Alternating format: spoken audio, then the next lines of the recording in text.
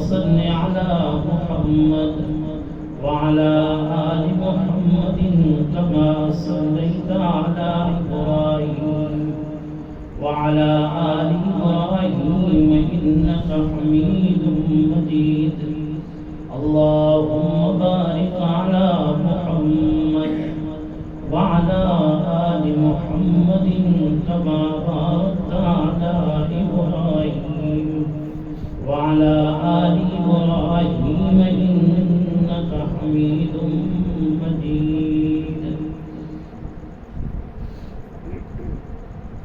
میرے انتہائی واجب الاحترام بزرگوں، دوستوں، بھائیوں،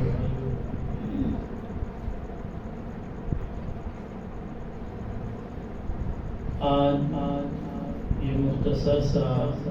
پروگرام، تقریب، مجلس انٹرنیشنل ختم نبوت مومن پاکستان کی یونٹ جامع مسجد محمدی کی طرف سے عقیدہ ختم نبوت اور تحفظ ختم نبوت کے عنوان سے رکھا گیا ہے.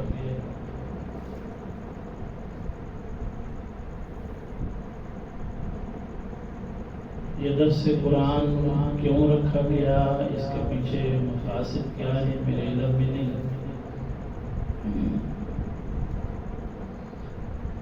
مگر آج وہ دن ہے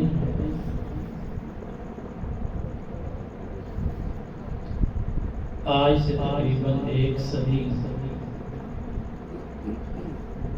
94 سال پہلے 31 اکتوبر کا دن تھا اور بروز جمعرات تھی.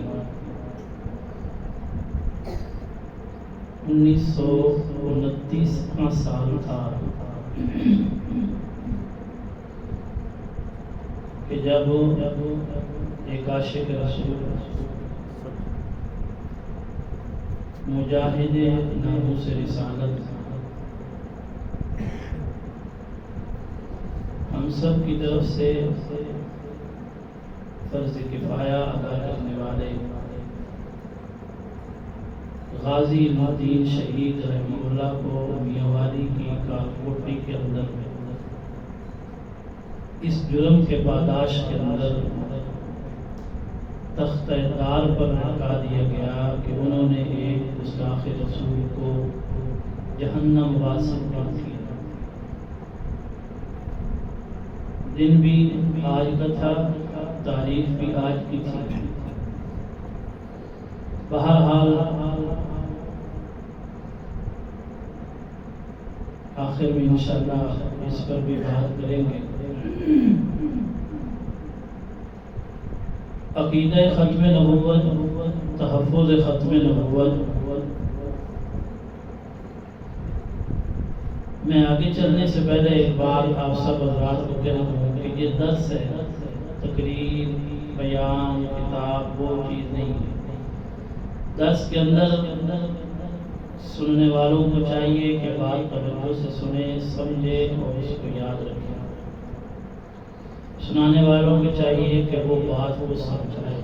میں کوشش کروں گا کہ وہ بات کہوں آپ کی سمجھ کے اندر آئے. سب سے پہلی بات،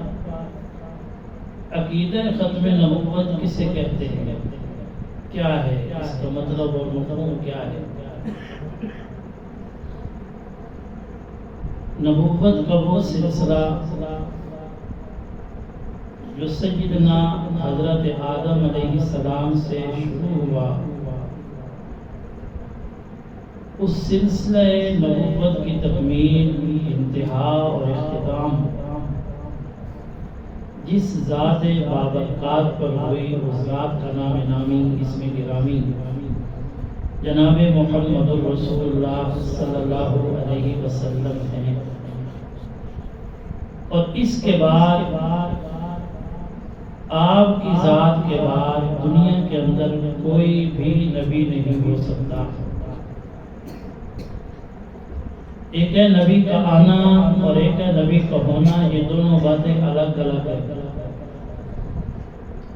آپ علیہ السلام کے بعد کوئی شخص یہ کہہ سکتا ہے کہ نبی تو آئے گا اور ان کا نام سیدنا حضرت عیسیٰ علیہ السلام ہوگا، قیامت کے قریب دمشق کی جامع مسجد کے سفید مینارے پہ عصر کی نماز کے وقت دو فرشتوں کے کندھوں پر ہاتھ رکھے ہوئے، دو چادروں کے اندر لپٹے ہوئے آپ کے سر سے پانی ٹپک رہا ہوگا کہ آپ اس وقت تشریف لائیں گے، اقامت ہو چکی ہوگی، امامت کے مصلی پر امام محمد مہدی رحمہ اللہ تکبیر تحریمہ کہنے لگیں گے کہ حضرت عیسیٰ علیہ السلام آئیں گے۔ ایک ہوتا ہے کہ آنا اور ایک ہوتا ہے ہونا، دونوں کے اندر فرق ہے۔ میں مثال سے بات کو سمجھا دوں، ہمیں سے کسی کا بیٹا بھائی باہر ہوا، آنے سے پہلے اس کے باپ کو بھائی کو کوئی شخص یہ خبر دے کہ آپ کا بیٹا آ رہا ہے، آنے والا ہے۔ اب وہ تھا پہلے لیکن اب صرف آ رہا ہے، بیٹا وہ اب ہوا نہیں ہے۔ نبی سیدنا حضرت عیسیٰ علیہ السلام نبی پہلے تھے، جب نبوت آپ کو ملی اس کے بعد جناب رسول اللہ صلی اللہ علیہ وسلم تشریف لائے اور آپ پر نبوت کا سلسلہ ختم ہو گیا۔ آپ اس وقت نبی بنے نہیں ہیں بلکہ بنے ہوئے نبی بعد کے اندر تشریف لائے۔ اور ایک ہے کہ کوئی شخص کیوں کہے کسی کو کہ تیرا بیٹا ہو نہیں سکتا، اب دونوں کے اندر فرق ہے، آ نہیں سکتا یا ہو نہیں سکتا۔ آنا کا مطلب یہ ہے کہ پہلے وہ موجود ہے بعد کے اندر آئے گا، ہو نہیں سکتا پہلے بھی موجود نہیں ہے اور اب بھی موجود نہیں ہو سکتا۔ ختم نبوت کا یہ معنی ہے عام سے لفظوں میں۔ ختم نبوت کی اہمیت کیا ہے؟ کتنا اہم مسئلہ ہے، دین کا مسئلہ ہے، شریعت کا مسئلہ ہے، قرآن کا مسئلہ ہے۔ شریعت اور دین کی کسی چیز کی اہمیت کو جاننا ہو تو دیکھا جاتا ہے کہ اللہ کی ذات کے ہاں یہ چیز کتنی اہمیت ہے۔ دیکھا جاتا ہے جناب محمد الرسول اللہ صلی اللہ علیہ وسلم کے ہاں یہ مسئلہ کتنی اہمیت کا حامل ہے۔ اصحاب پیغمبر کو دیکھا جاتا ہے کہ ان کی نظر میں یہ کتنا مسئلہ اہم ہے۔ یہ دنیا کا مسئلہ نہیں، دین کا مسئلہ ہے اور ضروریات دین میں سے ہے۔ تو اگر دیکھیں کہ اللہ کے ہاں اس کی اہمیت اور اس کی قدر، اس کی عظمت اور شرافت کیا ہے، تو اللہ نے جو قرآن کریم میرے اور آپ کے آقا جناب محمد رسول اللہ صلی اللہ علیہ وسلم کی ذات پر اتارا ہے، اس کی ابتدا سورۃ فاتحہ سے۔ سورۃ فاتحہ کے اندر اللہ نے پورے قرآن کریم کے اندر جتنے بھی اللہ نے مسائل عقائد کو بیان کرنا تھا ان سب کو اجمالی طور پر سورۃ فاتحہ کے اندر بیان کر دیا۔ سورۃ البقرہ سے اللہ نے ان مضامین کی تفسیر کو شروع کیا، یہاں سے تشریح شروع ہوتی ہے اس اجمال کی جو اجمال اللہ نے سورۃ فاتحہ کے اندر بیان کیا۔ جب تشریح کو شروع کیا اللہ نے ایمان والوں کی صفات کو بیان کیا اور ایمان والوں کی صفات کو بیان کرتے ہوئے اللہ نے اپنے محبوب کے ختم نبوت کا ذکر کیا۔ فرمایا الذین یؤمنون بما انزل الیک، ایمان والوں کی صفات کیا ہے؟ ایمان والوں کی صفت یہ ہے کہ وہ اس پر ایمان لے کر آتے ہیں جو آپ پر نازل کیا گیا، وما انزل من قبل، اور اس پر بھی ایمان لے کر آتے ہیں جو آپ سے پہلے نازل کیا گیا۔ انبیاء پر اللہ نے جہاں پر اس پر بھی ایمان لانے کا ذکر کیا جو آقا علیہ السلام پر نازل کیا گیا۔ اور اس کا بھی ذکر کیا جو آپ سے پہلے انبیاء پر اللہ نے نازل کیا. یہاں پر اگر بعد کے اندر کسی نبی نے آنا ہوتا اللہ یہاں پر بس نہ کرتے، یوں کہتے وما انزل من قبلک وما انزل من بعدک، کہ ایمان تبھی کامل ہوتا. لیکن اللہ نے یوں کہا جو آپ پہ نازل ہوا، جو آپ سے پہلے نبیوں پہ نازل ہوا، جو اس پر ایمان لے کر آیا اس کا ایمان کامل اور مکمل ہے. اس کے ایمان کی صفات کو میں بیان کرتا ہوں، اس کی گواہی کو میں اللہ بیان کرتا ہوں. عجیب طریقہ کار ہے، اللہ نے قرآن کریم کو نازل کیا، اس کی تفصیلات کو شروع کیا، اس کی تشریحات کا آغاز کیا. ابھی تک اللہ تبارک و تعالی نے عقیدہ توحید کی تشریحات کو ذکر نہیں کیا، اس کی تفصیلات کو ذکر نہیں کیا، انبیاء کی تفصیلات کو ذکر نہیں کیا، ان کی قوموں کا تعارف شروع نہیں کیا. ابھی تک رسالت اور نبوت کے باقی تمام عقائد کو شروع نہیں کیا، ان کی تشریحات کو نہیں کیا. سب سے پہلے میرے اور آپ کے آقا جناب محمد رسول اللہ صلی اللہ علیہ وسلم کی صفت ختم نبوت کا ذکر کر کے اس بات کو بیان کر دیا کہ میری نظر کے اندر عقیدہ ختم نبوت کتنی اہمیت کا. مسند دہلوی کے اندر حضرت انس بن مالک فرماتے ہیں حضور نبی کریم صلی اللہ علیہ وسلم معراج پر تشریف لے، جب اللہ نے آقا علیہ السلام کو وہ مقام بخشا فَقَانَ قَابَ قَوْسَيْنِ أَوْ أَدْنَىٰ کی قربتیں مل گئیں، اور پھر میرے اور آپ کے آقا نے اللہ کے دربار میں بیٹھ کر اللہ سے ہم کلام ہونا شروع کیا. تو جہاں اور بہت سے انعامات میرے اور آپ کے آقا کے دامن کے اندر اللہ نے ڈالے، وہاں پر ایک انعام یہ بھی ڈالے. وہ انعام کیا ہے؟ حضور نبی کریم صلی اللہ علیہ وسلم نے ارشاد فرمایا اللہ تبارک و تعالی نے مجھے کہا یا محمد یا حبیب، اے محمد اور اے میرے حبیب یہ مجھے بتا اگر ہم تجھے آخری نبی بنا دیں تو تجھ پر گراں تو نہیں گزرے گا، تجھے گرانی تو نہیں ہوگی. تو حضور نبی کریم صلی اللہ علیہ وسلم نے ارشاد فرمایا، میں نے عرض کیا یا رب لبیک یا رب، کیوں نہیں، مجھے اس پر کیوں گرانی ہوگی، مجھے اس پر خوشی ہوگی. یہ میرے لیے خوش نصیبی ہے کہ یہ اعزاز 24 لاکھ انبیاء میں سے 1,24,000 انبیاء میں سے صرف اور صرف میرے سر پہ رکھا جا رہا ہے. یہ تاج تو اس پر مجھے کیوں گرانی ہوگی. تو علماء نے بڑی عجیب بات لکھی، فرمایا کہ جس طرح عبادات ساری کی ساری اعلیٰ، لیکن ان عبادات میں سے اللہ تبارک و تعالی نے جس عبادت کو پیغمبر کو آسمانوں پہ بلا کر خود عطا کی یعنی نماز، وہ ساری عبادات میں اعلیٰ، اور تمام کے تمام جرم اور تمام کے تمام نیکیاں اپنے ہاتھ اپنے اجر و ثواب رکھتی ہیں، اعلیٰ ہیں. لیکن جرائم میں سے اگر دیکھا جائے سب سے بڑا جرم جس کا اللہ تبارک و تعالی نے اعلان عرش معلیٰ پر کیا تھا، ان اللہ لا یغفر ان یشرک بہ ویغفر ما دون ذلک، کہ انسان جب تک مشرک رہے گا، شرک کرتا رہے گا، میری وحدانیت کے اندر دوسرے کو شریک کرتا رہے گا، چاہے وہ نیکیوں کے انبار لا کر رکھ دے،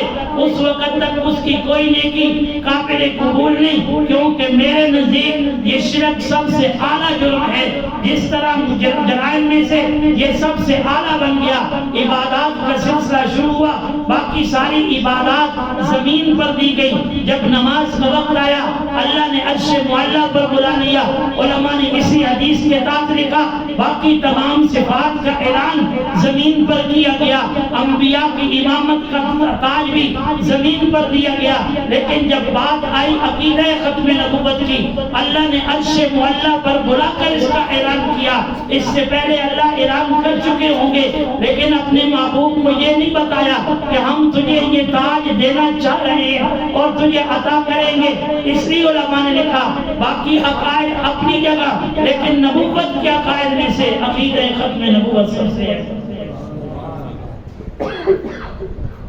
اس سے آگے چلے حضور کی نظر میں یہ مسئلہ کتنی اہمیت والا ہے. حضور نبی کریم صلی اللہ علیہ وسلم کے اخلاق کو اگر دیکھا جائے، مسلم شریف کی روایت ہے، آپ علیہ السلام صحابہ کے ساتھ کھڑے ہیں، ایک بدھو آیا، دیہاتی شخص آیا، اس نے آ کر حضور علیہ السلام کے گلے کے اندر لٹکی ہوئی ایک چادر کو کھینچا، تو جب کھینچا تو اس کی وجہ سے آقا مدنی کریم صلی اللہ علیہ وسلم کے گلے پر نشان پڑا، تکلیف ہوئی، اور اس تکلیف کی شدت آپ کے چہرے اقدس پہ نظر آنے لگی۔ اس نے چادر کو چھوڑا،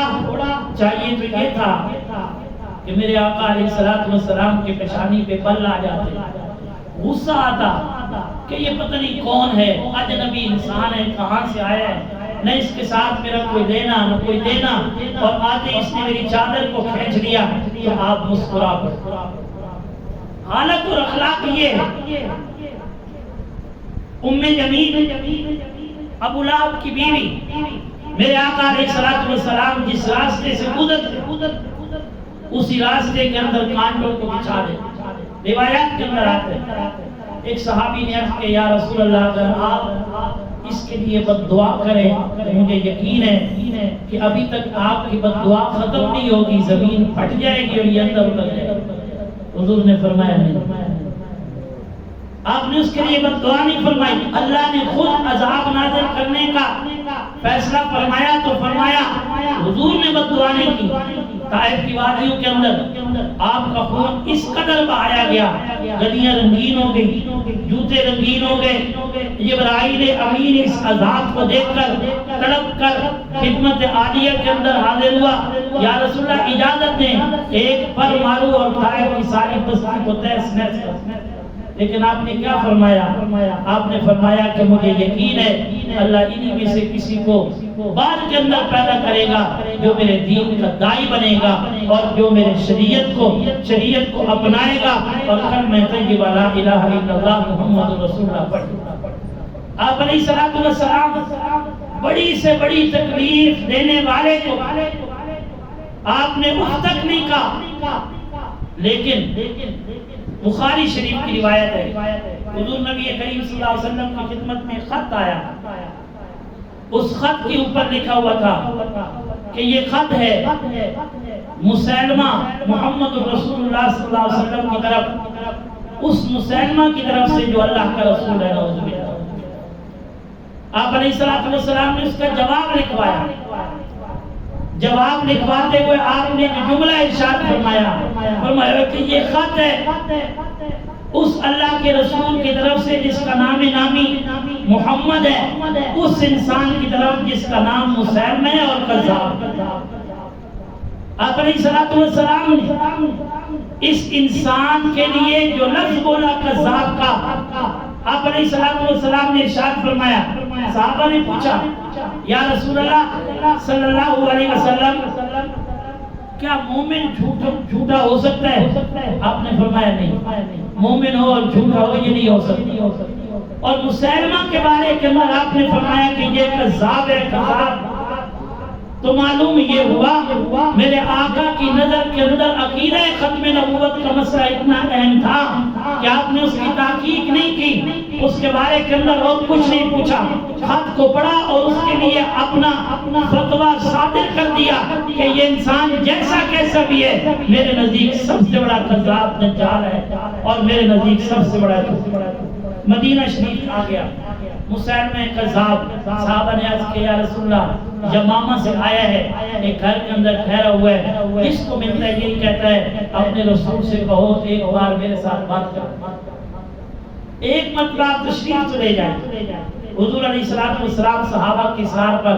مدینہ طیبہ جہاں پر وہ ٹھہرا ہوا تھا تشریف لے، آپ نے پوچھا بتاؤ کیا کہنا چاہتے ہیں؟ تو اس نے کہا یا رسول اللہ میں آپ کو مانتا ہوں، رسول مانتا ہوں، پیغمبر مانتا ہوں، نبی مانتا ہوں، سچا مانتا ہوں۔ توجہ، میں آپ کو اللہ کا پیغمبر مانتا ہوں، رسول مانتا ہوں، نبی مانتا ہوں، سچا نبی مانتا ہوں، لیکن میرا ایک چھوٹا سا موقف ہے کہ یہ مکہ اور مدینہ اور باقی جتنے بھی دنیا کے اندر شہر اور ملک ہیں سب کے آپ نبی بن جائیے، اور جو ایک یمن اور یمامہ کے علاقہ ہے اس کا نبی اعوذ باللہ مجھے بنا دیجئے، اپنی نبوت کے اندر مجھے شریک کر دیجئے۔ آپ نے دیکھا نیچے زمین پر کھجور کا ایک تنکا اور کتنی کا ایک تنکا پڑا ہوا تھا، آپ نے اٹھایا، فرمایا کہ مسلمہ تو کہتا ہے نبوت کے اندر میں تجھے شریک کر لوں، رسالت کے اندر میں تجھے شریک کر لوں، اس کھجور کے تنکے کے اندر بھی اگر تو کہے نا تو میں محمد تجھے اس کے اندر بھی شریک نہیں کر سکتا۔ ساتھ بیٹھے حضرت شماس بن ثابت رضی اللہ تعالیٰ عنہ، آگے وہ بات کرنے لگا، حضور نے فرمایا آگے جو بھی بات ہوگی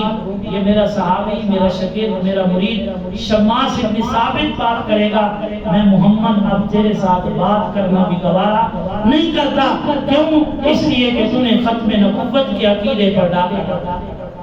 تو نے میری نبوت کے ختم نبوت پر ڈاکہ ڈالا ہے۔ میرے پیغمبر کی نظر میں یہ عقیدہ کتنی اہمیت کا حامل ہے۔ مسلمہ کذاب یمامہ سے چلا، مدینہ کے اندر آ کر ٹھہرا، ہر ایک کو اس نے کہا اپنے نبی کو کہو میرے سے بات کریں، حضور تشریف لائے اور اس نے آ کر یہ کہا کہ میں بات کرنا چاہتا ہوں۔ حضور نے فرمایا میں اس سے بات کرنا بھی گوارا نہیں کرتا جو عقیدہ ختم نبوت کا انکار کرنے والا ہے۔ آگے چلنے سے پہلے میں یہاں پہ ایک بات پہ کہتا چلوں، مسلمہ کذاب کے بارے میں علماء نے تاریخ کی کتابوں کے اندر روایات کے اندر لکھے یہ وہ انسان تھا جو اللہ کی توحید کو مانتا تھا، توحید کا انکار نہیں کرتا تھا، اللہ کے پیغمبر پر جو قرآن نازل ہوا اس کو سچا منزل من اللہ کلام اللہ، اس کی ایک ایک آیت کو سچا مانتا تھا، اور وہ 5 وقت کا نمازی تھا۔ اس کی مسجد کے اندر اس کا نمائندہ جو اذان پڑھتا اس کے اندر اشہد ان محمد رسول اللہ کی صدائیں بلند ہوتی تھی۔ زکوٰۃ کا انکار کرنے والا نہیں تھا، روزوں کا پابند تھا، حج کرنے کے لیے مکہ مکرمہ آیا کرتا تھا۔ مسلمہ کذاب تمام کے تمام دین کے عقائد اور تمام کے تمام مسائل، تمام کے تمام عبادات کے اندر اعلیٰ صفوں کے اندر نظر آتا تھا، لیکن اس نے تمام دینیات میں سے، ضروریات دین میں سے ہر ایک کو مانا، صرف ایک چیز کا انکار کیا اور اس کا نام تھا عقیدہ ختم نبوت۔ اس کے لیے تمام کی تمام صحابہ کی صفوں کے اندر ایک بچھال آ گیا، اس وقت تک انہوں نے چین نہیں لیا جب تک زمین کو اس انسان سے پاک نہیں۔ علماء نے یہاں پر ایک اصول لکھا ہے کہ کوئی بھی مسلمان وہ جب اس وقت تک مسلمان نہیں ہو سکتا جب تک ضروریات دین میں سے ہر ایک چیز پر ایمان نہ لے آئے، ضروریات دین میں سے ہر ایک چیز پر ایمان نہ لے آئے، اس وقت تک وہ مسلمان نہیں ہو سکتا۔ لیکن کافر ہونے کے لیے سارے کے سارے دین کا انکار کرنا ضروری نہیں کہ وہ سارے کے سارے دین کا انکار کرے۔ اگر ایک ضروریات دین میں سے ایک جو اس کا انکار کرے گا وہ دار اسلام سے خارج۔ مثال کے طور پر یہ قرآن کریم پر ایمان لانا ایمان والے کے لیے ضروری اور لازمی، پھر اس کی ایک ایک آیت پر ایمان لانا ضروری اور لازمی۔ جتنی بھی آیات ہیں 6666، تب وہ ایماندار ہوگا، اسلام کے دائرے کے اندر داخل ہوگا جب وہ قرآن کریم کی پہلی آیت سے لے کر آخری آیت پر ہر ایک آیت کے بارے میں یہ عقیدہ رکھے گا یہ سچ بھی ہے، حق بھی ہے، منزل من اللہ بھی ہے، کلام اللہ بھی ہے، اور اس کے اندر جب سے جیسے یہ نازل ہوا وہ اب تک محفوظ ہے، قیامت تک محفوظ رہے گا، جب تک اس میں سے ہر ایک لفظ، ہر ایک جملے پر عقیدہ یہ رکھے گا کہ یہ عقیدہ تمام کے تمام عقائد رکھے گا، تب اس کا مکمل ایمان قرآن کریم پر ہوگا۔ لیکن اگر کسی نے ایمان والے نے اس 6666 آیات میں سے ایک آیت نہیں، ایک آیت میں سے آدھی نہیں، آدھی میں سے صرف ایک حرف کا انکار کر دیا تو یاد رکھیے وہ دار اسلام سے خارج۔ مسلمہ کذاب نمازی تھا، حاجی تھا، پرہیزگار تھا، اللہ کی توحید کو مانتا تھا، زکات کے عقائد پر اس کا ایمان تھا، لیکن اس نے عقیدہ ختم نبوت پر ڈاکہ ڈالا، انکار کیا، دائرہ اسلام سے خارج ہو گیا۔ آج کا کوئی قادیانی مرزائی آج وہ کہتے ہیں ہم آپ کا قرآن بھی پڑھتے ہیں، ہم آپ کی طرح مسجدوں میں نمازیں بھی پڑھتے ہیں، ہم آپ کی طرح کلمہ بھی پڑھتے ہیں، ہمارے اخلاق بھی آپ کی طرح ہیں جیسے آپ کے پیغمبر بتا گئے، پھر کس وجہ سے آپ ہمیں کافر کہتے ہیں؟ ہم تمام کے تمام کام تو آپ کی شریعت کے مطابق کرتے ہیں، آپ کے دین کے مطابق کرتے ہیں، پھر ہم کافر کیسے ہوئے؟ تو جیسے وہ مسلمہ کذاب کافر تھا، اس نے سارے دین کو مانا، دین کے ایک جز اور ایک عقیدے کا انکار کیا، اسی طرح تم سارے دین کو مان لو، لیکن جب تک تمہارا عقیدہ ختم نبوت پر ثابت نہیں ہوگا اس وقت تک تم دائرہ اسلام سے خارج۔ عقیدہ ختم نبوت کی اہمیت اصحاب پیغمبر کی نظر میں کیا تھا؟ حضور علیہ السلام وفات پا گئے، سب سے پہلا اجماع اصحاب پیغمبر کی جماعت میں جو ہوا وہ اجماع یہ ہوا کہ اس وقت تک اور کوئی کام نہیں کیا جائے گا جب تک مسلمہ کذاب اور اس کے ماننے والوں سے اس زمین کو پاک نہیں کیا جائے گا۔ جناب سیدنا صدیق اکبر رضی اللہ تعالیٰ عنہ پہلے ایک لشکر بھیجا حضرت عکرمہ کی قیادت کے اندر، وہ لشکر گیا یمامہ کے میدان کے اندر، جنگ لڑی، فتح حاصل نہ ہو سکی، آپ کو اطلاع ملی، آپ نے دوسرا لشکر بھیجا حضرت شرحبیل بن حسنہ ان کی قیادت کے اندر، وہ لشکر بھی پہنچا لیکن ایسے فتح نہ حاصل ہو سکی جیسے فتح حاصل ہونے کا حق تھا۔ پھر حضرت سیدنا صدیق اکبر نے حضرت خالد بن ولید کے ساتھ ایک لشکر کو بھیجا، جب اس نے جا کر یمامہ کے میدان کے اندر اپنے قدم جمائے تو مسلمہ کذاب اور اس کے متبعین کا قلم کم کر۔ یہ پہلا اجماع تھا اصحاب پیغمبر کے نزدیک۔ روایات کے اندر آتا ہے جناب سیدنا صدیق اکبر نے جب پہلا لشکر روانہ کرنے لگے اس وقت جناب سیدنا فاروق اعظم ہے، عرض کیا کہ اس وقت حالات بہت نازک، لوگ زکات سے انکار کر کے پیچھے جا رہے ہیں، لوگ ایمان سے نکل کر مرتد ہو رہے ہیں، اگر اسی طرح یہ معرکہ لڑا گیا، جنگ ہوئی تو ہو سکتا ہے جو کچھ ماننے والے ہیں یہ بھی نہیں چاہتے ہیں، تو کچھ نہ کچھ نرمی کرو۔ جناب سیدنا صدیق اکبر نے جو جملہ کہا، علماء محدثین نے سیاست کی کتب کے اندر اس جملے کو لکھا ہے۔ جناب سیدنا صدیق اکبر نے فرمایا سارا دین الٹ جائے، مدینے کے اندر کوئی باقی رہے یا نہ رہے، جنگل کا کوئی درندہ آ کر مجھے پھاڑ ڈالے، اس وقت تک میں چین سے نہیں بیٹھوں گا جب تک پیغمبر کی ختم نبوت کا ڈاکو زمین پر زندہ رہے۔ 1300 صحابہ کا لشکر، 13,000 کا لشکر، 40,000 لشکر کے یمامہ کے میدان کے اندر پہنچا، 21,000 کو نقصان پہنچایا، ان کو قتل کیا، واصل جہنم کیا، اور آپ کے 1200 صحابہ شہید ہوئے۔ اور ایسے صحابہ جو سارے حفاظ قرآن کے قاری تھے، 1200 صحابہ شہید ہوئے۔ اگر دیکھا جائے میرے پیغمبر علیہ السلام نے اپنی زندگی کے اندر آپ کے ساتھ مل کر صحابہ نے جتنی جنگیں کی ہیں، احد کے میدان کے اندر، بدر کے میدان کے اندر، خندق کے اندر، جتنی بھی جنگیں کی ہیں، حنین کے اندر، آقا علیہ السلام کی نبوت سے لے کر وفات تک جو صحابہ اعلاء کلمت اللہ کے لیے شہید ہوئے ان کی تعداد 259 یا 260۔ لیکن ختم نبوت کے عقیدے پر جب بات آئی تو اصحاب پیغمبر میں سے جو شہید ہوئے صرف ایک معرکے کے اندر ان کی تعداد 1200، 700 حفاظ تھے۔ اصحاب پیغمبر نے اس مسئلے پر اپنی جانوں کو نچھاور کر کے یہ بات بتلا دی، ہمیں بھی مکہ معظمہ عزیز ہے، مدینہ منورہ کی چھاؤں میں بیٹھ کر آقا کی ذات پر درود پڑھنا یہ عزیز ہے، ہمیں بھی وہ سجدے عزیز ہے جن سجدوں کے کرنے پر اللہ 1000 سجدوں کی یا ایک روایت کے مطابق 5000 سجدوں کی یا ایک روایت کے مطابق 50,000 سجدوں کا مدینہ کی گلیاں عزیز ہیں کہ جن سے ہمارے پیغمبر گزرا کرتے تھے. ہمیں مدینہ کی وہ آب و ہوا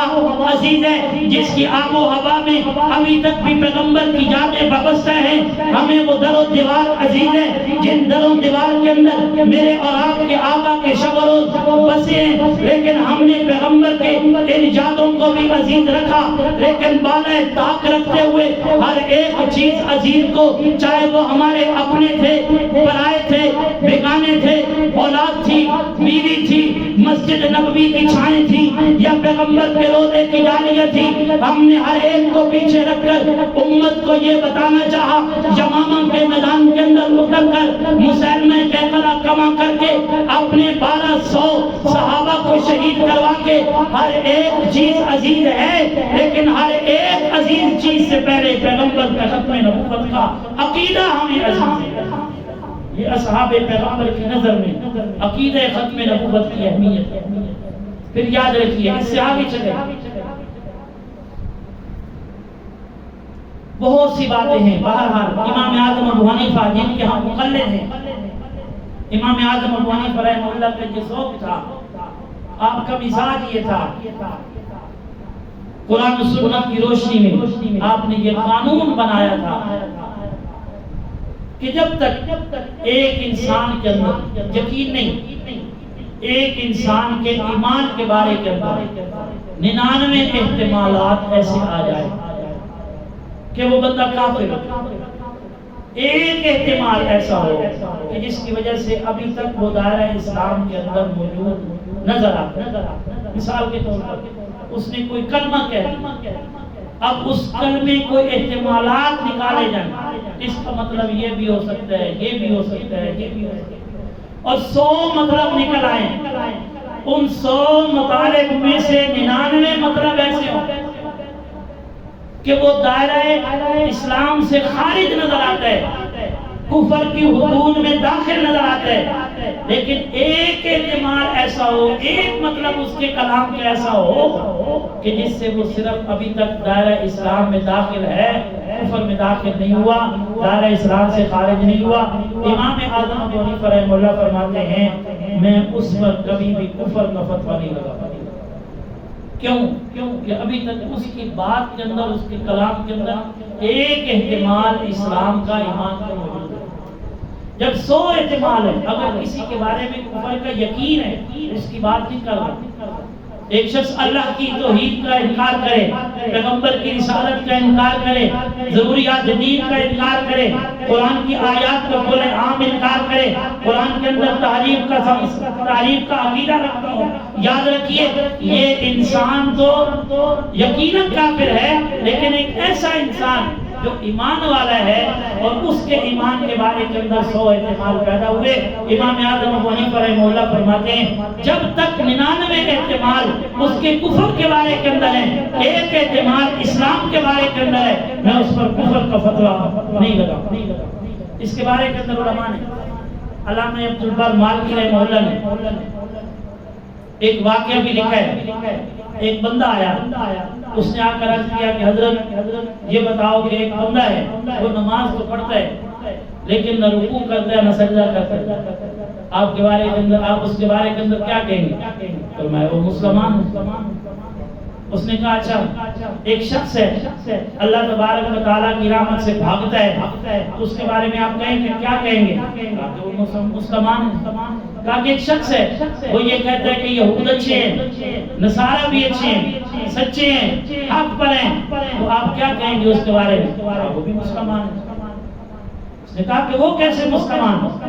امام اعظم ابو حنیفہ رحمہ اللہ نے فرمایا کہ دیکھو آپ نے پوچھا کہ نماز پڑھتا ہے رکوع سجدہ نہیں کرتا، یا تو وہ نماز جنازہ پڑھتا ہے، نماز جنازہ میں رکوع بھی نہیں سجدہ بھی نہیں، یا تو وہ صلاۃ بمعنی درود شریف پڑھتا ہے. تو اس مطلب کے اندر اگر وہ یہ صلاۃ جتنا زیادہ پڑھتا ہے، کثرت سے پڑھتا ہے، تو میرے نزدیک تو مسلمان کیا اللہ کا ولی کہ وہ اتنی کثرت سے یہ صلاۃ پڑھتا ہے جس کے اندر رکوع بھی نہیں سجدہ بھی نہیں. اور باقی رہا آپ نے کہا کہ یہود کو اچھا کہتے ہیں، نصارہ کو اچھا کہتے ہیں، تو یہود یہ جو کہتے ہیں کہ نصارہ کچھ نہیں، وقالت اليهود ليست النصارى على شيء، یہود کہتے ہیں نصارہ کچھ نہیں، نصارہ کہتے ہیں یہود کچھ نہیں۔ قرآن کریم نے بھی کہا ہے اس قول کے اندر یہود بھی سچے ہیں اور نصارہ بھی سچے ہیں۔ ہو سکتا ہے اسی قول کی وجہ سے وہ بندہ یہود کو بھی سچ کہہ رہا ہو اور نصارہ کو بھی سچا کہہ رہا ہو، اس لیے وہ ایمان والا ہے۔ تو نے کہا وہ رحمت سے بھاگتے ہیں، اللہ کی طرف سے آسمانوں سے بارش جب آتی ہے وہ اللہ کی رحمت ہے، اور اللہ تعالیٰ کی رحمت سے ہر ایک انسان بھاگتا ہے، چھت کے اندر نیچے آتا ہے، تو وہ تو اللہ کی رحمت سے نہیں بھاگ رہا، بلکہ وہ تو اللہ تبارک و تعالیٰ کے رحمت کے ساتھ اترنے والے پانی سے اپنے آپ کو بچا رہا ہے۔ رحمت تو پھر بھی جو اتر رہی ہے جتنی اس کے حصے کے اندر آئے گی اللہ اس کو ضرور عطا کریں گے۔ بہرحال امام اعظم ابو حنیفہ رحمہ اللہ نے ہر ایک بات کے اندر تعبیر پیش کر کے اس انسان کو کافر نہیں کہا، مسلمان کو مسلمان ہی رکھا۔ اتنے زیادہ امام اعظم ابو حنیفہ رحمہ اللہ ایمان اور کفر، اسلام اور کفر کے درمیان احتیاط کرتے تھے، لیکن آپ کا فتویٰ کیا ہے؟ امام اعظم ابو حنیفہ رحمہ اللہ نے فرمایا دینیات ضروریات میں سے جتنے بھی عقائد ہیں ان عقائد میں سے عقیدہ ختم نبوت کے بارے کے اندر میرا یہ فتویٰ ہے، میرا یہ فیصلہ ہے۔ احتمالات بعد کے اندر دیکھیں گے، اگر کسی انسان نے کسی ایسے انسان سے یہ کہا کہ جس نے نبوت کا دعویٰ کر رکھا تھا کہ اگر تو نے نبوت کا دعویٰ کیا تو تیرے پاس اپنے نبوت کے کوئی دلیل بھی ہے یا نہیں ہے، تو اگر اس نے اتنا بھی اس سے پوچھ لیا اس نظریے سے کہ شاید اس کے پاس کوئی دلیل ہو یا شاید اس کی دلیل میں یہ سمجھ کے اندر آ جائے، صرف اتنا پوچھنے پر بھی امام اعظم ابو حنیفہ رحمہ اللہ فرماتے ہیں کہ یہ بندہ دار اسلام سے خارج ہے۔ مانے گا یا نہیں مانے گا یہ بات کی بات ہے۔ عقیدہ ختم نبوت کی اہمیت میرے اور آپ کے امام اعظم ابو حنیفہ رحمہ اللہ کی نظر میں کیا ہے؟ وہ فرماتے ہیں مدعی نبوت سے کسی نے اگر نبوت پر دلیل مانگی اس نے دی یا نہ دی، وہ دلیل اس کی سمجھ میں آئی یا نہ آئی، اس نے اس کو نبی مانا یا نہیں مانا، یہ بات کی ہے۔ جیسے اس نے یہ کہا اپنی نبوت پر کوئی دلیل دو، ابھی تک اس کو دلیل ملی نہیں، امام اعظم کہتے ہیں میرا ذوق اپنی جگہ، میری احتیاط اپنی جگہ، لیکن مسئلہ ختم نبوت کی اہمیت میرے نزدیک بھی اس قدر ہے کہ اس کے پوچھنے پر بھی یہ دار اسلام سے خارج ہے۔ تو قرآن کی نظر میں بھی عقیدہ ختم نبوت کی اہمیت اللہ نے تشریحات کے عام کرتے عقیدہ ختم نبوت کی اہمیت کو سمجھایا۔ پیغمبر نے ہر ایک ظلم و شدت پر اپنے چہرے پہ بل نہیں لائے، آپ نے غصہ نہیں کیا، لیکن جب بات عقیدہ ختم نبوت پر ڈاکے کی آئی آپ نے اس انسان کو کذاب لکھا اور آپ نے فرمایا میں اس انسان سے بات کرنا برداشت نہیں کرتا جو انسان ختم نبوت کے عقیدے پر ڈاکہ ڈالتا ہے۔ اور پھر امام اعظم ابو حنیفہ رحمہ اللہ یہ کہے مدعی نبوت سے دلیل مانگنے والا بھی دائرہ اسلام سے خارج ہے۔ اور پھر یاد رکھیے عقیدہ ختم نبوت دفاع میرے آقا علیہ السلام کے زمانے سے لے کر قیامت تک امت نے کیا، اصحاب پیغمبر نے کیا۔ قرآن کریم کا اگر مطالعہ کریں بڑی عجیب ایک بات نظر آتی ہے۔ اللہ نے قرآن کریم کے اندر اپنے دشمنوں کا بھی ذکر کیا، اللہ نے قرآن کریم کے اندر انبیاء کے دشمنوں کا بھی ذکر کیا، اللہ نے قرآن کریم کے اندر اصحاب پیغمبر کے دشمنوں کا بھی ذکر کیا۔ جب بات آئی اللہ کے دشمن کی تو اللہ نے اپنے دشمن کو غیر معقول مخلوق سے مروایا، کسی کو پانی میں غرق کروا دیا، کسی کے سر میں مچھر کو پھنسوا دیا اور کسی کو ابابیل سے ریزہ ریزہ کروا دیا۔ اللہ کا دشمن جب بھی میدان کے اندر آیا تو اللہ نے غیر معقول مخلوق سے اپنے دشمن کو تیس نیس کیا، اور جب بات آئی اصحاب پیغمبر کے دشمنوں کی تو پھر قرآن کریم بیان کرتا ہے حضرت موسیٰ علیہ السلام کے صحابی جو ابھی تک نبی نہیں بنے تھے، حضرت ہارون جو پیچھے رہ رہے تھے، حضرت موسیٰ کی امت جو حضرت موسیٰ کی امت کا خیال رکھ رہے تھے، اس وقت تک یہ حضرت موسیٰ کے نبی نہیں تھے، صحابی تھے۔ اس صحابی کے جو دشمن تھے، جب انہوں نے دشمنی کی، اللہ نے خود اپنے ہاتھوں سے ان کو مروایا۔ اور اگر قرآن کو دیکھا جائے، جو نبیوں کا دشمن ہوتا ہے، اللہ نے اپنے نبی کے دشمنوں کو اپنے بندوں سے مروایا۔ تاریخ گواہ ہے، روایات کے اندر آتا ہے۔ اصحاب پیغمبر نے یمامہ کے میدان کے اندر مسیلمہ کذاب کا قلعہ کیا۔ اللہ کے پیغمبر صلی اللہ علیہ وسلم کی نبوت کے دشمن اسود عنسی کو انسانوں نے قتل کیا، انسانوں نے قلعہ کما کیا ان کا۔ اس سے آگے چلیے، عبداللہ ابن خطل، فتح مکہ کا موقع، میرے آقا علیہ السلام نے اعلان کیا، لا تثریب علیکم اليوم، جس نے ہم کو ستایا، میرے صحابہ کو ستایا، ہمیں گالیاں بکی، ہمیں گھروں سے نکالا، ہمارے اوپر پتھر برسائے، ہمیں چٹائیوں کے اندر لپیٹ کر اوپر سے آگ لگا دی گئی، ہمارے اوپر بھاری پتھر رکھ کر ہمیں ریت کے اوپر لٹایا گیا۔ آج کے دن کسی کے لیے ہماری طرف سے کوئی بدلہ نہیں، ہم ہر ایک کو معاف کرتے ہیں، لیکن ان لوگوں کو معاف نہیں کیا جائے گا۔ کون لوگ تھے؟ یہ میرے پیغمبر کی نبوت کے ناموس کے دشمن تھے۔ عبداللہ ابن خطل وہاں سے بھاگا، کعبۃ اللہ کے غلاف کے نیچے آ کر چھپ گیا۔ اصحاب پیغمبر نے دیکھا کہ یہ تو کعبۃ اللہ ہے، کعبۃ اللہ کا احترام یہ ہے، کعبۃ اللہ کی عزت یہ ہے، کعبۃ اللہ کی عظمت یہ ہے، کعبۃ اللہ کی شرافت یہ ہے۔ اگر ایک حکومت کا باقی انسان بھی حرم کی حدود کے اندر داخل ہو جائے، اس کو سزا دینے کی حکومت مستحق نہیں ہے۔ اگر کوئی بھی چیز حرم کے اندر داخل ہو جائے، اس کو امن نصیب ہو جاتا ہے۔ عبداللہ ابن خطل تو بیت اللہ کے پردوں کے نیچے چھپ گیا۔ یا رسول اللہ کیا حکم؟ آپ نے فرمایا جس جگہ پر چھپے، جس جگہ پر چھپے، جس جگہ پر موجود ہے، اگرچہ اس کی حرمت، اس کی عظمت، اس کی شرافت، اس کا مقام اپنی جگہ ہے، لیکن میری عزت، میری ناموس، میری عظمت، میرا مقام بھی اپنی جگہ ہے۔ میری عزت اور شرافت کا یہ مطالبہ ہے کہ بیت اللہ کے حرم کے اندر، حدود کے اندر، بیت اللہ کے خلاف کے اندر بھی اگر عبداللہ ابن خطل چھپا ہے تو اس نے میری ناموس میں ڈاکہ ڈالا ہے، میری ختم نبوت میں ڈاکہ ڈالا ہے، میری نبوت کو برا بھلا کہا ہے۔ جاؤ میرے صحابہ، پیغمبر علیہ السلام تمہیں حکم سناتے ہیں، امن کو پیچھے رکھ دو، حدود حرم کی عظمت کو پیچھے رکھ دو، حدود حرم کی شرافت کو پیچھے رکھو۔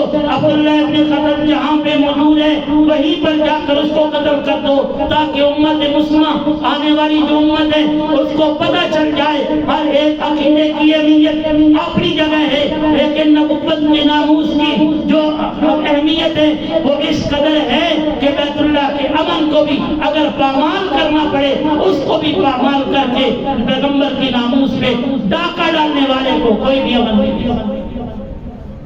یہ وہاں سے چلا۔ امت نے ہر موقع پر اپنے پیغمبر کی ناموس، عقیدہ ختم نبوت کی حفاظت کی۔ وہ وقت آیا 1929 یکم اپریل لاہور کے اندر قانون نافذ ہے، کوئی جلسہ، کوئی جلوس کسی جگہ پہ نہیں ہو سکتا کہ اچانک لاہور کی سڑکوں پہ یہ شور ہونے لگا کہ آج لاہوری گیٹ کے سامنے عشاء کی نماز کے بعد سید عطا اللہ شاہ بخاری رحمہ اللہ بیان فرمائیں گے۔ اس مجمع کے اندر جو حضرت سید عطا اللہ شاہ بخاری رحمہ اللہ کو سننے کے لیے آئے تھے، اس کے اندر ایک چھوٹا سا 20 سال کا بچہ بھی موجود تھا، نوجوان۔ وہ اپنے بھائی کے ساتھ آیا اور اس نے سید عطا اللہ شاہ بخاری رحمہ اللہ کا پوری رات کتاب سنا، اور سید عطا اللہ شاہ بخاری نے ایک جملہ کہا تھا کہ امت کے لوگوں، ہمیں زمین کے اندر دھنس جانا چاہیے کہ تمہارے اور ہمارے ہوتے ہوئے آج لاہور کی سڑکوں پہ وہ انسان بھی دندناتا ہوا پھر رہا ہے جس انسان نے نعوذ باللہ من ذالک میرے اور آپ کے آقا رسول اللہ صلی اللہ علیہ وسلم کو رنگیلا لفظ لکھ کر کہا ہے کہ رنگیلا رسول اللہ صلی اللہ علیہ وسلم کے بارے کے اندر یہ لفظ استعمال کیا ہے، اور اس کی پشت پناہی آج کا انگریز کر رہا ہے۔ حضرت سید عطا اللہ شاہ بخاری نے یہ جملہ کہا، یکم اپریل صبح کی نماز کے بعد یہ نوجوان اپنے گھر سے نکلا، لکڑی کا کام کرنے والا ہے، اور نکل کر وہ راجپال ہندو کی دکان پر جا کر پہنچا، اس کے دفتر کے اندر پہنچا اور اس سے آ کر کہا کہ بھائی جو تو نے کتاب لکھی ہے، جو تو نے اس کی اشاعت کروائی ہے، جو تو نے چھپوائی ہے، اس سے میرے سامنے ابھی توبہ کر، اور اس توبہ کرنے کے بعد اپنی کتاب کو میرے سامنے چلا۔ اس نے کہا کہ میں یہ نہیں کر سکتا۔ اس نے سمجھا کہ شاید کوئی اچانک شخص اٹھ کر آ گئے، لیکن اسے کیا پتا تھا کہ اس کے سر پہ عشق رسول سوار ہے۔ اس نے ایک ہی بار کے اندر اس راجپال کو قلعہ قمع کر دیا، اس کو قتل عام کر دیا۔ قتل کرنے کے بعد میں اور آپ ہوتے شاید میدان سے بھاگ جاتے۔ وہ وہیں پہ کھڑا ہے، باہر سے آنے والے شخص کو کہتا ہے یہ فون پڑا ہے، اس سے فون لگاؤ، آدمی کو بھیجو جا کر تھانے کے اندر رپورٹ لکھوائے۔ غازی علم الدین نے آج راجپال کو واصل جہنم کر دیا۔ پولیس آ گئی اور اس کو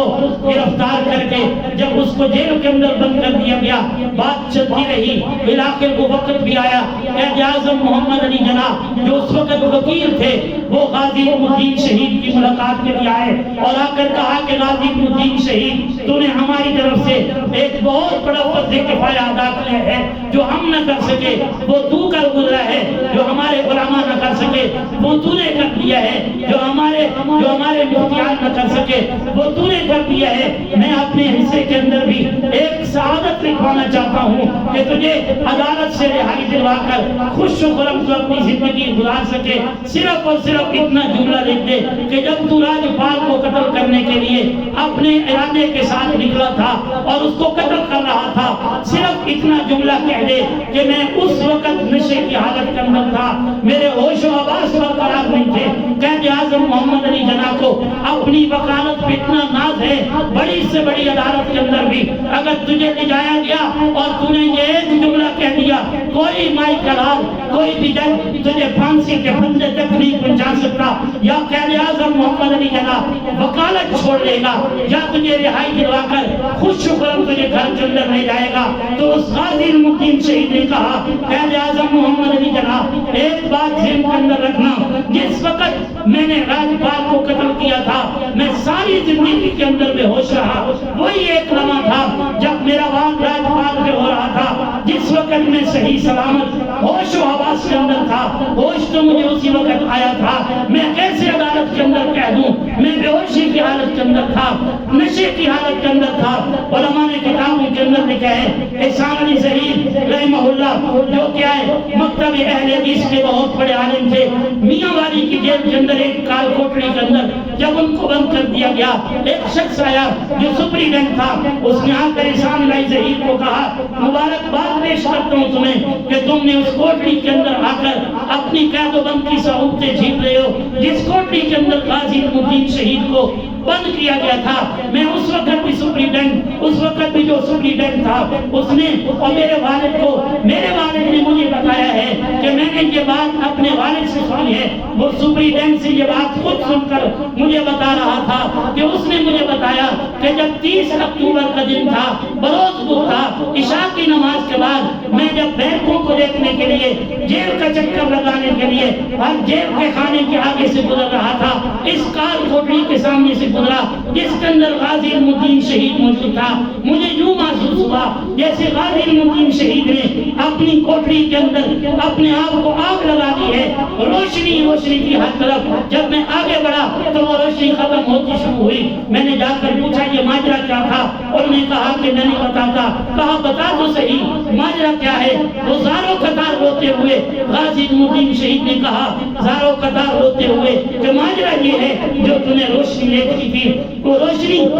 جو آسمان کی طرف اٹھ گئی، آسمان کی طرف آئی تھی، وہ کوئی عام روشنی نہیں تھی، وہ روشنی اس روشنی کے اندر آنے والی ذات بابرکات جناب محمد رسول اللہ صلی اللہ علیہ وسلم اور آپ کے صحابہ کی تھی۔ جب وہ آئے انہوں نے میری پیشانی کو چوما، مجھے اپنے سینے سے لگایا، جاتے ہوئے میرے پیغمبر نے میرے سر کے اوپر ہاتھ رکھ کر پوچھا تھا اے غازی علم الدین شہید ڈر تو نہیں گئے ہو اس پھانسی کے پھندے سے؟ میں نے کہا نہیں یا رسول اللہ میرے لیے یہ اعزاز ہے۔ آپ نے فرمایا ہر ایک کا پھندا اس حال کے اندر ڈالا جاتا ہے، اس کے آنکھوں کے اوپر پٹی ڈال دی جاتی ہے، اس کے چہرے کے اوپر پٹی ڈالی جاتی ہے، کھینچنے والا پھندا خود کھینچتا ہے، ڈالنے والا پھندا خود ڈالتا ہے، کوئی بھی پھندا اپنے ہاتھ میں گلے کے اندر کوئی نہیں ڈالتا۔ غازی علم الدین شہید تیرا حال جدا ہونا چاہیے. پھر ان علماء نے دیکھا, علماء نے کتابوں کے اندر دیکھا, پھر امت نے دیکھا. میاں والی کے جیل کے اندر 31 اکتوبر 1929 بروز جمعرات کے دن جب غازی المتین کو تختہ دار پر لایا گیا اور تختہ دار پر لایا گیا, پھانسی کا پھندے کو لے کر جب ایک شخص آگے بڑھا, اس نے اس کو پیچھے ہٹا دیا, خود پھندے کو لیا اور لے کر اس کو چوما اور چوم کر کہا, اے غازی اللہ نے تجھے بھی قبول کر لیا. پیغمبر کی ناموس کے لیے, پیغمبر کی عزت کے لیے آج اس تختہ دار پہ جھول جا اور تیرا اعزاز آگے کرنے کے لیے اللہ کا نبی اور اللہ کے پیغمبر کے صحابہ. یہ آج کے دن کے اندر غازی المتین شہید پیغمبر کی ناموس کے لیے میاں والی کی جیل کے اندر تختہ دار پہ جھول گئے اور یہ بات کہہ گئے, ہر ایک عبادت سے بڑھ کر, ہر ایک عمل سے بڑھ کر, ہر ایک عزت سے بڑھ کر, ہر ایک منقبت سے بڑھ کر, ہر ایک شرافت سے بڑھ کر, اگر کسی کی شرافت ہے, کسی کی منقبت ہے, کسی کا مقام ہے, کسی کی شرافت ہے, کسی کا رتبہ ہے, تو وہ رتبہ جناب محمد رسول اللہ صلی اللہ علیہ وسلم کا ہے. میرے بھائی جان ایک ہی ہے, اگر یہی پیغمبر کی ناموس, پیغمبر کی عزت کے لیے چلی جائے, شاید اس سے بڑھ کر اور کوئی سستا سودا ہو نہیں سکتا. جو کچھ کہا سنا اللہ عمل کی توفیق نصیب فرمائے. وما علینا